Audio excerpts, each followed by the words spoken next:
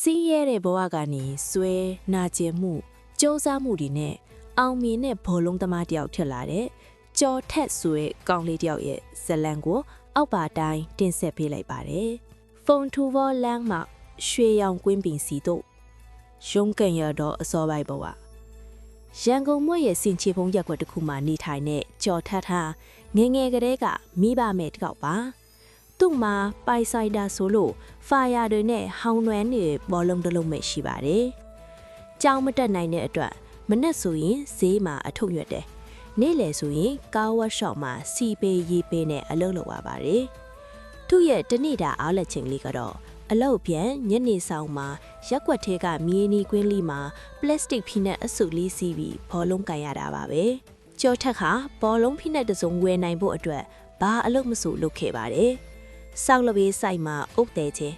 ခါးရီနာပေမဲ့ဒါဟာငေါ့ချောင်းတွေကိုတန်မာစေတာလို့သူတွေးခဲ့ပါတယ်။စားတောက်ဆိုင်မှာပန်းကန်းစေခြင်းညနေတတိအလုပ်လုပ်သည်မနက်9 နာရီဆိုရင်လူသူမရှိသေးတဲ့ကွင်းပြင်မှာတယောက်သေးပြေးလွှာလေ့ကျင့်ခဲ့ပါတယ်။ငါ့မှာကူညီမဲ့သူမရှိဘူး။ဒါပေမဲ့ငါ့မှာအားကိုးရမယ်ခြေထောက်နှစ်ဖက်ရှိတယ်ဆိုတဲ့စိတ်ဓာတ်ကသူ့ကိုမြန်းစေခဲ့ပါတယ်။ကံကြမ္မာရဲ့အလှအပြောင်းတနေ့မှာတော့မြို့နယ်ပြောင်းစုံဘောလုံးပြိုင်ပွဲတစ်ခုရက်ွက်ထဲမှာကျင်းပခဲ့ပါတယ်။ကြော်ထက်ထားတော့လူစားလဲကစားသမားအဖြစ်ပဲပါဝင်ခွင့်ရခဲ့ပါတယ်။ပွဲပြီးကနီး15မိနစ်အလိုသူ့အသင်းဟာရှုံးနေတဲ့အချိန်မှာသူ့ကွင်းထဲကိုဝင်ခွင့်ရခဲ့ပါတယ်။အဲ့ဒီနေ့မှာပဲပြည်တွင်းကလပ်အသင်းကြီးတစ်ခုကလူငယ်အကယ်ဒမီရှာဖွေရေးအရာရှိတယောက်စကောက်တယောက်ခါအမတ်မထင်အဲ့ဒီပွဲကိုကြည့်မိသွားပါတယ်။ကြော်ထိတ်ရဲ့မြန်ဆန်တဲ့အရှင်မလျှော့သောဇွဲနဲ့ကိုးသွင်းယူပုံတွေကအဲ့ဒီအရာရှိကအံ့ဩသွားစေခဲ့ပါတယ်။ကြော်ထက်ဟာလူငယ်အကယ်ဒမီကိုရွေးချယ်ခံရပြီးနောက်ပိုင်းမှာတခြားသူတွေထက်နှစ်ဆပိုပြီးစူးစမ်းခဲ့ပါတယ်။လေ့ကျင့်မှု